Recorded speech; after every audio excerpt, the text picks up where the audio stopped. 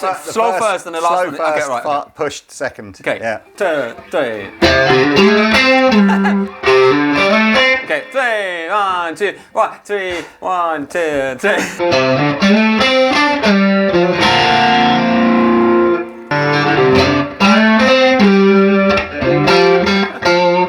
Are you trying to play a harmony to it? No. Okay, I'm just trying to play it in time. 1,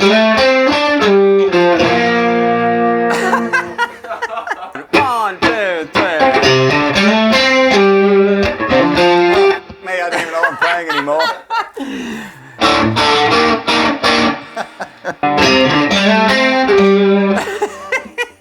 What is wrong with me? There's nothing wrong with you. This is how people get good. They keep rehearsing the song, and they keep rehearsing it, and then you can do it. I don't even know what I'm playing anymore, but okay, I know what I'm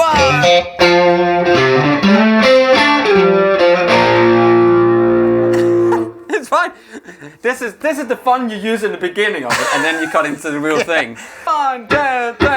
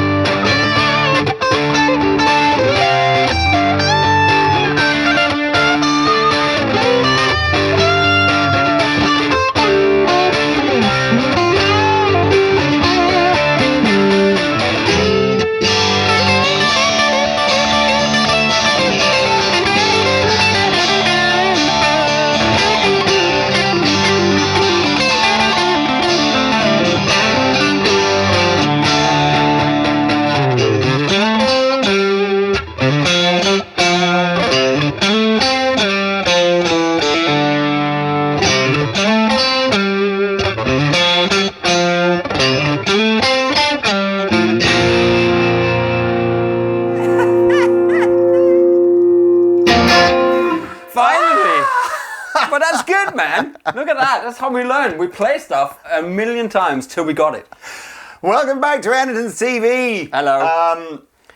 Truth Screamer Club. Oh man, look, it's Eric Clapton, right? He's my hero. He's my idol. I kind of been asked this question 1,000,000 times, and sometimes my answers waver, and I look at artists like David Gilmour or John Mayer or Jimi Hendrix or but all roads eventually go. For me personally, who do I hear the biggest influence of in my playing? It's Eric Clapton. You've got the vibrato of Clapton and the little... You've got all of that completely nailed in. Yeah. Funnily enough, the vibrato thing is something that I didn't subconsciously do. No, you listen to him so much that it just comes out. But yeah, right? when you look at how his hand comes off the neck and how mine does as well, it's quite similar. I'll let go. Yeah, the trick, the little, what do you call the thrills? Trills, yeah. Trills. You know, that was something I did have to consciously go, how does he do that? Yeah. And he dumps those in. It's such a signature sound for him, isn't it? And that solo we just played, Bad Love, the solo, how he does, I mean, there's only 24 on this one, but there's 20 frets. But I need to... I think that's what it is. There's a huge bend on the 13th right fret side of of the me. B string. But then it does go up to... You know what? No, I think it's... Oh, it's. I think it's that. Or it's I'm not sure. Know, two guitar players. I don't know, man. It's not two guitar Or the players. bend is somewhere up here, and it's. There's some like a. It's all the way up there. So anyway, as the title of this video goes, we have an Eric Clapton rig that would set you back £14,000 or £15,000, which is his signature Fender Strat, but not just any old version of his signature Fender Strat. We managed to get 3 of these, which are Masterbuilt by Todd Krause, who is the luthier that Eric Clapton will get to build his guitars if he wants more personally. Yeah. So we had 3 of these actually before we did this video, but one has been sold already. So hopefully by the time this video comes out, at least one of these will still be available. That was the black one that got sold. It was it black or pewter? Black. It was black, yeah, because I black? played it, but I think it had gold hardware. I'm not sure. Oh, okay. So we had three of these. It's gone. It's gone. So there's a midnight blue and a Mercedes blue. So the slightly darker one of these is the midnight blue, and the one I'm holding is the Mercedes blue. Can I just neck wise on these? It's probably one of the best guitars neck-wise that I've ever held in a long, long, long time. If I remember, if I think of the stock, Clapton Strat, they have not got the neck edges rolled in as nice as these. No. It's not got the... Anyway, look, whatever. And the V of that is just spot on, isn't it? So obviously, Eric's played tons of guitars over his career, but he's most synonymous, I guess, for playing his Clapton Strat, and probably with this mid-boost thing, which we'll go to into a minute. The era that I got into Eric Clapton was that sort of mid-80s through to sort of 90s. So I'm thinking of like all the Behind the Sun, into August, into Journeyman kind of, the era of sharp suits. Big shoulder pads. Great hair. Yeah. And actually, as far as Eric was concerned, kind of a fairly high gain, modern studio kind of sound, I suppose. There's almost a fuss to it. Well, I think it's gain. There's some chorus on the sound. It's very high production values. That whole all of those guys in that sort of 80s era, whether it was Phil Collins or Eric Clapton or Dire Straits or Peter Gabriel, it was all like rack units everywhere and expensive rigs. So anyway, we've pulled out a Soldano SLO30 into a matching 212 cab. He would have had the SLO100 back in the day, and then we've got a little bit of reverb from the Delverb through the effects loop and the Boss CE2, which actually I've just put through the effects loop because it's neat and tidy, but I don't know if he would have had it in the front. I mean, he'd have had like guitar techs and... He just turns up, man. Yeah. No snow, no show. And that's previous. So that's kind of interesting because if you're going to talk about Clapton's tone, you could go anything from blues breaker tones, Cream, 70s kind of Derek and the Dominoes. You had the sort of 80s, 90s, then more then he went through his very heavy kind of bluesy thing in the noughties. And so there isn't really a definitive Clapton rig that covers all of that. But one thing, the red thread through the whole thing is him. You could still hear that tone and that way of playing and that vibrato and that feel goes through the whole thing. Isn't that... all the way through from Cream all the way up to now. And I've always said that as well. People talk about Stevie Ray Vaughan and it's like, what a sound. And then people talk about the Dumble and that. And I go, I've seen Stevie Ray Vaughan playing Fenders, playing Marshalls, playing Soldanos, and playing Dumbles, and it all sounds like all him. Stevie Ray. Yeah. It's just him. So maybe that's the truth. Anyway, look, so £10,000 one of these. This is obviously, it doesn't get any more expensive than this. Panic not. Obviously, if you don't have £10,000, there are lots of Clapton Strats. Hey, who hasn't got £10,000 just in the range? I don't think there's much that's a signature Clapton Strat that would be less than like 2,500 or whatever. But that it does go down to like an American non-custom shop version of a Clapton Strat. Yeah. Amp-wise, I think we said it's about $3,000 for the head, $1,000 for the cab, and pedals are whatever pedals are. That's like my guitars. This is a guitar that... this is a guitar that definitely... Yeah. This is a guitar that was in a really old video that Rob and I did back when we were shooting videos at our very first warehouse in like a cupboard. And we had a bit of a challenge, which was, could we take a couple of classic vibe guitars and mod them up? I remember that, yeah. And I tell you, like, Rob didn't even take a classic vibe. Rob took like an ESP Telecaster, didn't anything. Anyway, I took that guitar. One of the techs that worked at Andertons at the time did effectively a Clapton mod, which is block off the trem system, fit the mid-boost circuit, which interestingly at the time I thought was a signature Clapton thing, but is apparently just a stock Fender mid-boost thing. Yeah. Noiseless pickups, which at the time probably could have put, I don't know if lace sensors were still around, or it would have been like an early version of a Fender noiseless pickup. But I don't know why I elected to put Seymour Duncan noiseless pickups in there. Even the cigarette burn on the headstock is from one of the old Strats that he would have had in the 70s, where he used to put his cigarette sort of poked in between the strings and the fretboard. And I watched the video of him and George Harrison. He was talking. He had Fender made him a guitar with a hole in it for the for the cigarette. You know, because he was just smoking. I even think on that guitar we went so far as to take the Squire bridge saddles off and put Fender ones on. So I think they're Fender stamped. Yeah, they are. But it stamped. is just the saddles. It wasn't the trem system. And then the relicking is obviously. I don't care how much you play guitar. If you have a polyurethane finished Squire Classic Vibe, it is never looking like that unless you take power tools to it, which is essentially what we do. That is definitely a power tool, isn't it? So that, apologies. That guitar has been in my collection ever since. Plays nicely. I use it the neck way more than you would think. So what we've done here is we've taken that guitar, which is like a 350, 400 quid base stock 50s Classic Vibe Strat with 250, 300 pounds worth of mods on it, maybe something like that, plus whatever it took to do the relic. Fit it in, or relic in it. Into a Boss Katana Mark 50. III. Are we on the crunch or the push? Oh, they're in the crunch, yeah. Crunch with some chorus from here and some reverb. So, did you put a new battery in this or not? I did put a new battery in it. Oh, and I must admit, when I did that mod, my recollection was that the second tone control did the boost, and the third one was a TBX tone control. Yeah. On this guitar, and I'm going to bow to, I'm sure Todd got it right. Yeah, you're make it for Clapton. So. On this guitar, it's what feels like a normal tone control in position 1, and the TBX boost is on the second tone control. Which, anyway, whatever. Let's hear. You should play. You got the thing. You're the Clapton guy, so I think you should play it. You should play this first. Well, what was interesting when we were playing around with the Soldano was going, how much gain is he using? Yeah, we were listening to Bad Love. So you've got 3 basic settings on the Soldano. You've got completely clean, which we decided was too clean. You've got a crunch setting of the clean channel. Yeah. And then you've got your overdrive channel. Yeah.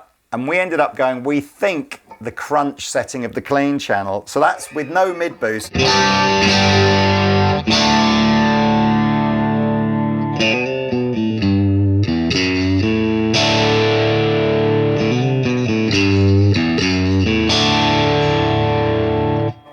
Just point out the difference in when the chorus.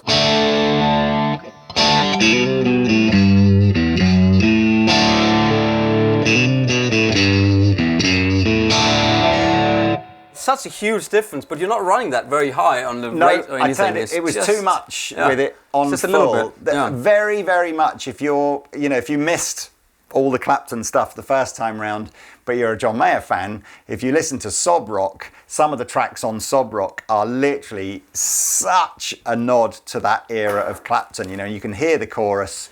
Anyway, so that's with the boost rolled off in a position 2, which.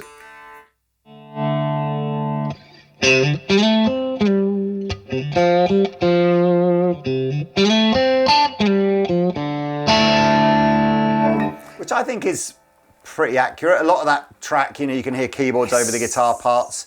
It's very canny, isn't it? It's almost like it's got this. It's a very different sound. I think maybe the chorus pedal makes it more tinny. Maybe. But it's almost like maybe a the guitar. noiseless pickups have got a quack There's to them. something about that guitar, because I played one the other day and it's very different from a normal Strat. That original era would have been lace sensors, not Fender noiseless. Yeah, so I played one. Mike Rutherford has one I've played. Oh, cool. A real one. With the I think he was with the TBX, sorry, no, with the mid boost.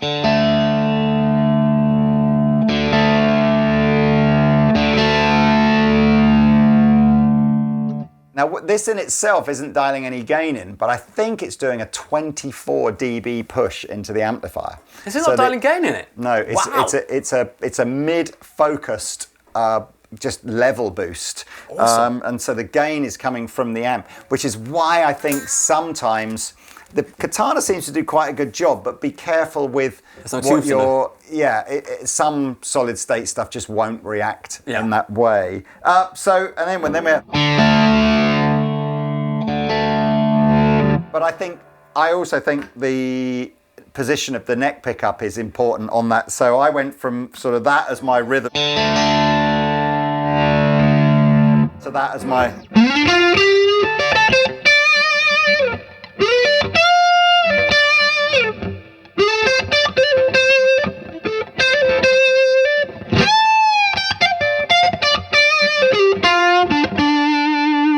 There's that trill. That little... That one. It's actually a lot harder to do as well, because it's the... You can hit the hammer on, but to get the pull off really clean, that little... is... You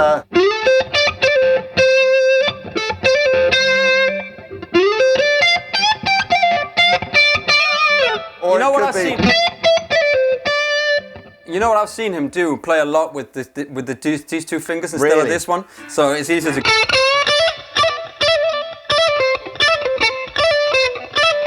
Maybe it's easier for him to play. Yeah.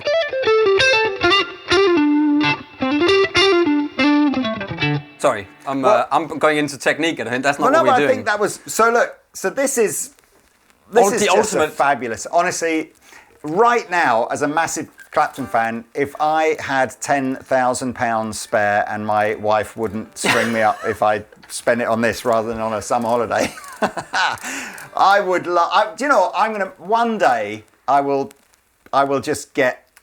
You should have. This is the rig, man. You could get. Didn't he have the snakeskin one? Because this is a purple one, and you can have this done in snakeskin. Was that was him, wasn't it? Wasn't that what John Mayer had in the Sob Rock? Yeah, but that's why I think because Clapton had it. Stevie Ray had a snakeskin. No, he had a tweed one. Didn't he? Did he? He had a tweed one, because I remember Mike Soldano. We met him at NAMM before COVID, I think, and he had made one that was tweed. And I'm sure. Anyway.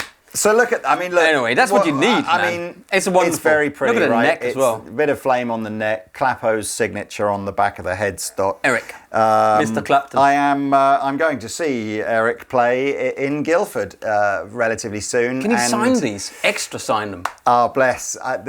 Right now, it's the crew and everything have been amazing. So the tech has gone, look, I'll show you around, give you, but it's a zero video. That's fine. So look, anyway, in the off chance, Eric, you happen to see this video and you can overrule that, then call me. But yeah, I am, look, whatever. It is what it is. I'm just thrilled to be going to see it, but that's great. Thrilled. However, for a set that is, what are we saying, less than... Well, if you don't do the mods, £1,000? it's about 600 quid worth of stuff. If you do the mods, you're probably into 800 or 900. So the mods on there, again, we've got this sort of...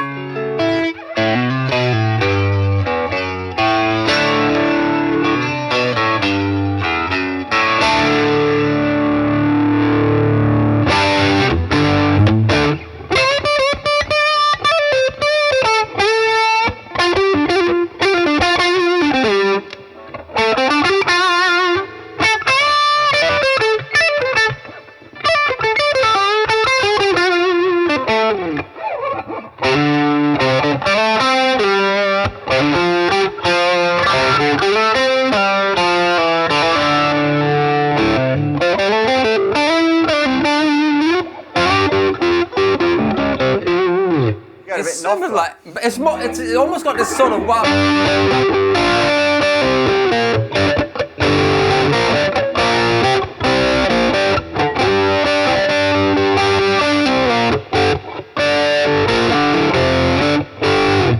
This is such. It sounds great, doesn't it? It's so good.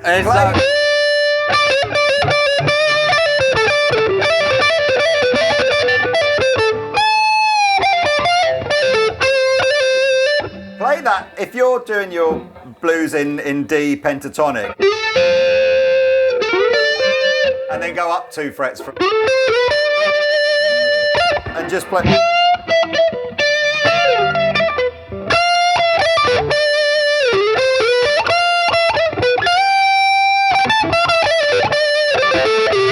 He's got. This is not bad for the amount of money, man. It sounds great. It's really fun to play.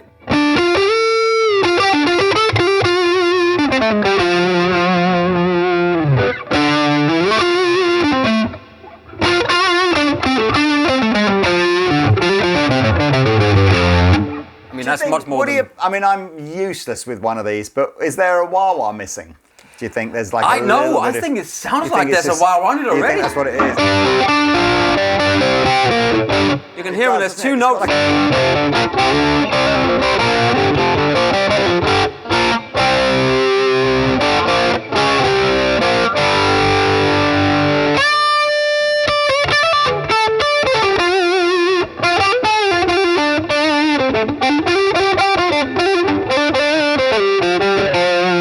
Also, I think being in these these position here is what gives it that extra. I mean, it sounds wonderful. So I'm just you set it up. I haven't touched the amp at all. So just in case you have a Katana, I don't think you need the Mark III because we're in the crunch rather than the push thing. So crunch preamp setting, gain at about 11 o'clock, volume at 12 o'clock. EQ, smidgen extra bass, smidgen extra mid, smidgen less treble, but tiny amounts. Using the green modulation effect, which hopefully whatever is chorus. that is. Yeah, I think it's chorus, but hardly on at all. Like just a little bit. 9 o'clock, and the green reverb at about 9 o'clock as well. Sounds good, man.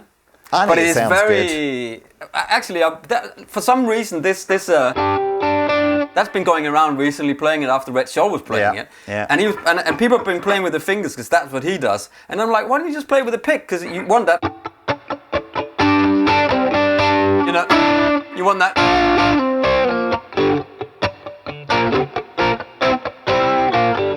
Maybe this needs to become a. Can we do Mark Knopfler with a 15 grand budget versus a £700 budget? I'm not sure. What was Mark Knopfler's amp back in the day? Because it was Les Paul was the guitar, right? Surely he's played Soldano as well, surely. It's a good question. We need to go back and find some sort of money for nothing era live footage of Mark Knopfler and see what he's playing. This is a we can deep dive into that. We could be a great little series, couldn't it? Anyway, comment below. Who would you like, expensive versus cheap? Well, look, so that, ladies and gentlemen, that's a good guitar. And there's these two, right? Two left. I really like. It comes obviously with a tweed case and all of the other custom shop trimmings that you get. But it's a super fan purchase, right? So you can go, oh yeah, that guitar there that I own, that's actually built by the same guy that built Eric Clapton exactly Strats, the same guitar. Yeah, and then you can also, if you don't know who Eric Clapton is, I mean, if you're young, you laugh because a lot of people don't. Then if you are into guitar and you're starting to play guitar, he's a great person, great player to go and check out. Yeah. I mean, as just an inspiration for anyone who's starting. You know, he's is he 80, 81 now, something like that. He might have just had his 80th birthday. So he's had a colourful life, said some things. Said some things, done some things. Find me an 80-year-old that hasn't, in fairness. I honestly think he bought blues music to the masses. Yeah. He's one of those in a way that. And now John Mayer's taken over doing that same thing, right? Yeah. Who's next, man? Come on, please. If you're 15 and you're going, I'm not bad. Please let it be you. I'm too old for that now. Yeah, it needs. I'm way too old. Man. I tell you who is. I don't know that I'm not sure he's a great. Doesn't really remind me of Eric Clapton, but he's a great guitar player who's coming on soon. I haven't told you about. Is that young guy Taj Farrant? Yeah, no, I've spoken to him. I know that. So he's got some great dates in the UK. Australian soon, guy, and so maybe it's him. He's 14 or something, isn't he? 15. That's what I mean. Yeah, exactly. And killing it. So maybe it's him. Yeah. But anyway, whatever. Thank you so much for watching. Links below, like and subscribe. Like and subscribe. Yeah. Stay tuned for more stuff like this and other stuff. See you later. Should we do some cocaine? I think we should. Yeah. 1, 2, cut.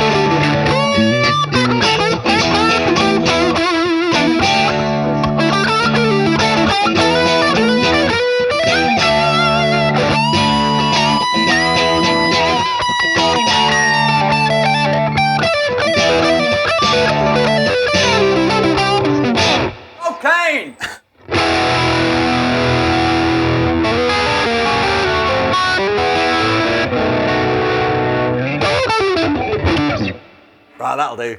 That'll do. That'll do, donkey.